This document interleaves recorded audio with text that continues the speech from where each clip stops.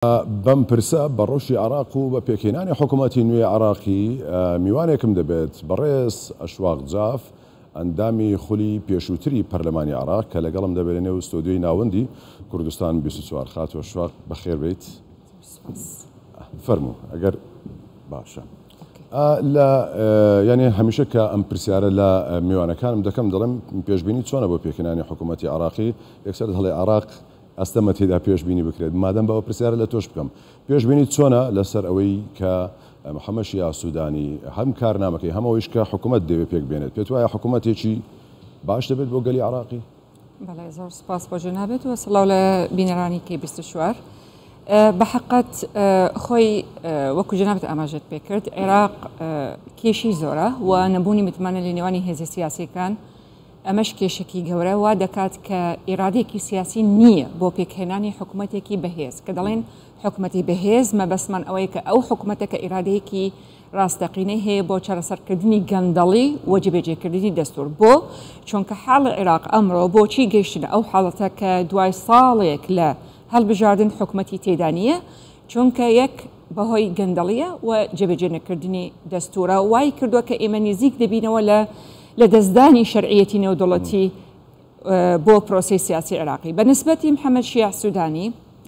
طبعاً پیاوێکی مهنیە بە حکمی ئەوەی کە من 8 ساڵ کارم کردو لەگەڵی ڕاستە من پەرلەمانتارم بەڵام ئەو چاودەری ئەو وەزارەتانە کە ئەو وەزیری تیا بووە چی لە وەزارەتی مافی مرۆڤ هەروەهاش چی وەزارەتی کار و کار کۆمەڵەتی شخصیەتێکە کە نەزیهە و قبولی فیشارش ناکات و بۆیە سەرکەوتوو بوو لە کارەکانی پێشوو بە حکمی ئەوەی کە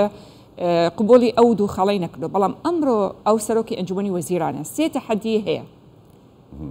یەکەم شت کە خۆی خاوەنی بریاری خۆیەتی ئێستا ئایا بەردەوام دەبێت لەوەی کە خۆی خاوەنی ڕێی خۆی دەبێت لە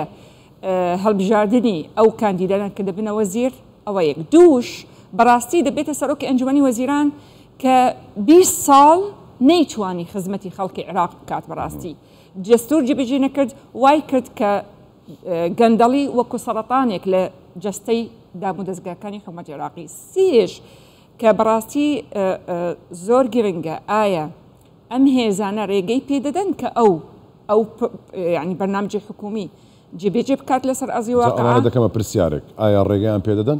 بەنیش سوودانی دەتوانێت بەرەنگاری ئەمە بێتەوە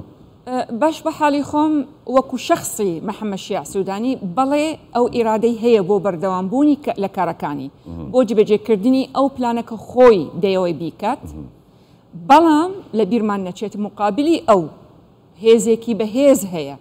کە ئەوەی بەرژەوەندەکانی خۆی بپارێزێت و تەمان ئەم دووشتە یەک ناگرن محەممەد شیع سوودانی زۆر حیساب بۆ بەڕاستی ئیشەمهێنیەکان و حیسابی ئەوەش دەکات کە ئێستا شەقامی عێراق وەکو جاران نییە ئەگەر ملاحەزە دەکەیت کابینەیەکی دوای کابینەیەک نەڕازاتەکان بەرز دەبوونەوە بەڵام کب دەکران بەوەی کە مهلەیان دەدا بەڵام ئەمجار لە بیرمان نەچێت ئەو معارەزە کە یعنی ویستیان لەناو هۆڵی پەرلەمان ببێت بۆ چاودێرکردنی حکوومەتی عێراقی ئێستا لە شەقامە و چاوەڕێی دەکات هەر کەم و کورتیەک یان بۆ نمونە هەر خاڵێک لەو کارنامەکە کە زۆر بە جوانی نووسراوە بەڵام ئایا هێزە سیاسیەکان ڕێگە دەدەن جێبەجێ بکرێت لەسەر ئەزی واقع چونکە ئێمە ئەزمونمان هەیە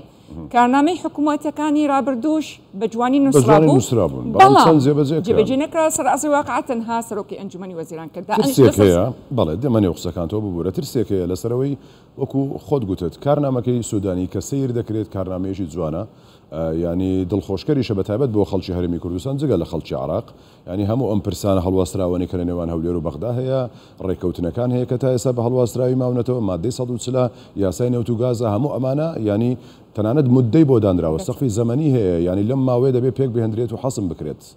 ینی ترسێک هەیە لەو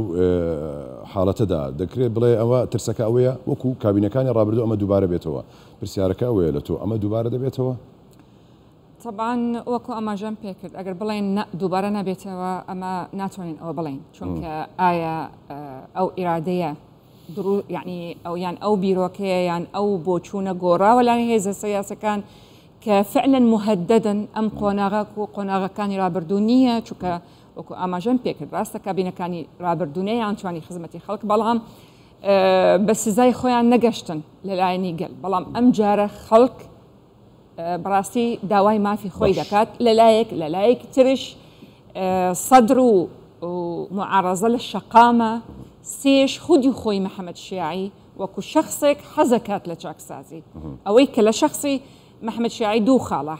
حەزەکات چاکسازی بکات و میهنیە و بەڕاستی دووش لەو کەسانە نییە کە سەنگەر بەجێڵێت ئەو دوو خاڵە من ئاگام لێتی کە لە شخصێتی محەممەد شیاع سوودانی بەڵام بمانەوەی نەمانەوەی بڕیاری سیاسی عێراقی بڕیارێکی عێراقی بەحت نییە بەڵکو تەدەخولاتێکی زۆری هەیە عێراق کراوەتە ساحەی تەصفیاتی ململانەی ئیقلیمی و نۆدۆڵەتی ئایا چەند ئەو تەسیر لە کارەکانی دەکات ئەمە خۆی تەحدیدی دەکات ئایا ئەم کارنامەیە ناڵێن طبعا ئەگەر ملاحەزە دەکەیت خۆی تەمەنی حکوومەتەکە ساڵێکە دوای 3 مانگ دەبێت یاساکە هەموار بکرێتەوە بۆیە من يعني لسرتا بتلام أو برنامج همي ناتوانيت لما هو يصالك شوكا حكومة كان يرابردو أجر ديان ويسنيان تواني خلال 4 سال كواتا شون دتواني لخلالك صالك بلام دتوانيت حجري أساس دانيت ودس بيكردني أو بروسي دسي بيبكات باشا كوا أي مادام صالك يا نيوي صالك كذا كات الشجمانك دلي لما هو الشجمانك ده مسألة ياسي نوتوغاس وقصي لسر ذكرته بروجيك ودخلته برباس بدوا دتواني أما بكات يعني با أمشي لقلب بستموا مرجي بشداري كرد لم كابينيا يعني كمالك برسيدة بخاطري كرد بجيري أو حق ما في استحقاقي كهيتي كرد يعني ور بجيري بوي بشدار بيد لم حكومتها أجر نيتواني لو بين دا كرد سيبكا لقال شدا لم شش مانجدا سوداني دتواني أو بكا ياسين وتوغاس أجر ملاحظتك كيت لما دي بيستي كرنامي حكومتي السوداني نصراوة كبيوندي كاني هريم وبغداد لشوارشوي إطاري دستوري ريك بخريتها أو كيشانة رصر بكريت بلام دواتر لك يعني بشي تنفيذي زور بجواني هاتوا لما هو شش مانج ياسين وتوغاس تشريع بكريت مجلس اتحاد تشريع بكريت لخلالي مانجيك لجني بالاي مادة سطو تشل تشكيل بكريت أما دس بيكردنا نياس باكية أوان منت ناكن بسرمانة أوان أجر أناوي عراقي كينوي دستوري دروس كان دبيت أمانة بكن دوش أجر ملاحظة كيت ليكك لفقر كانك باس لو دكات نابت خطوي تصعيدي دج بهريمي كردستان بكن بو أوي هردو حكومتك مخولا با موافقيها مو هذا السياسي كان بو أوي قفتو كان درباري نوتو غازو بوجة تاياسي نوتو غاز تشريع بكريت لخلال 6 مانجا أجر إراديك حقيقي هي لا يعني أو لا سياسي كان كإمضايان كردوها هي بەڵێ ئەتوانێت چونکە لەبیر مان نەچێت ئێمە لە خوری دوو هەم خۆ پرۆژەیەکی زۆر توکمەل پێی مادەی 111 و 112 دەستوری عێراقی هاتە پەرلەمان بەڵام بەداخەوە ئەو کاتە هاوپەیمانی نیشتیمانی شیعە چوونە دەرەوە نەسابیان شکان کەواتە وەکو پرۆژە هەیە ئەگەر ئەیانەوەی تەشریعیکەن بە پێ دەستور و ئەو دەسەڵاتە نەکردرا و بەرهێمەکان و پەرێزگاکان بەڵێ ئەتوانن بەڵام نەوەڵڵە ئەگەر هێشتان لەسەر ئەو بیرۆی بۆچوونی کۆنیان هەیە بە تەئکیدش کاتێکی زیاتر بەڵام لە هەموو حاڵەتێکە هەموو داواکارێنی کورد تەنانەتش لە خوێندینی کوردیش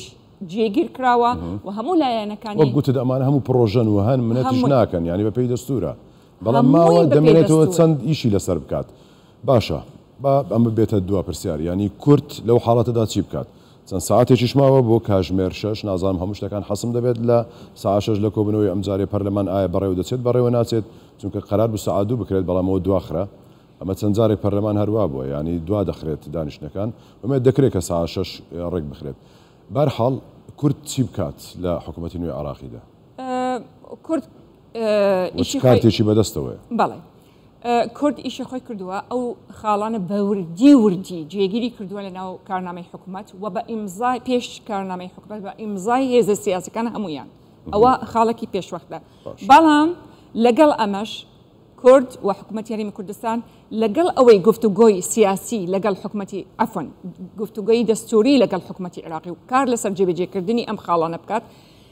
چاکسازی و ڕێکخستنی ماڵی کوردی بە هەمان کات یعنی بە بەڵانس یعنی متوازن بێت یعنی ئێستا ئێمە پرۆژەی چاکسازیمان هەیە خۆشبەختانە توانیمان قۆناغێکی زۆر ببڕین ئەگەر ئێمە چاوەڕێی ئەو بوجێ ئەو هەموو شەڕ سیاسیە و ئەو هەموو پێشەلکاری دەستوریە کە بەغدا دەیکات بەرامبەر بە هەرێم و بە کارتێک بەکاری دەهێنێت بۆ ئێمە بۆ ئەوەی ئێمە تەنازل و موساوام بکەین ئێمە تەنازل و موساوامە ناکەین لەسەر مافی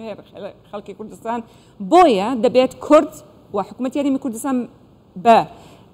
خەڵکی متوازی گفتوگۆی دەستوری و بەردەوام جێبەجێکردنی ئەو خاڵانە کە جێگیری کردووە لە ناو کارنامەی حکوومەتی عێراقی کە باڵاترین دەسەڵات لە عێراق دەنگی لەسەر دەدات کە پەرلەمانی عێراقی و لە هەمان کاتش تەواوکردنی جێبەجێکردنی پرۆژەی چاکسازی وەرەخستنی ماڵی کوردی چونکە قۆناغەکە بەڕاستی هەستیارەوە عێراقش ئەم جارە وەکو ئەڵێن اللەحظات الأخيرة دەبێت ئیسباتی ئەوە بکات بۆ کۆمەڵگەی نێودەوڵەتی کە فعلا ئیرادەی هەیە بۆ چاکردنی وەزعی عێراقی ئەگەر نەیتوانی متمانەی کۆمەڵگەی نێودەوڵەتی لەدەست ئەدات متمانەی ماوە ئێستا عێراق خۆی نەماوە بەڵام وەکو چۆن ئەڵی دەرفەتێکیان پێدراوە ئەگەر لە بیرتیت پێش چەند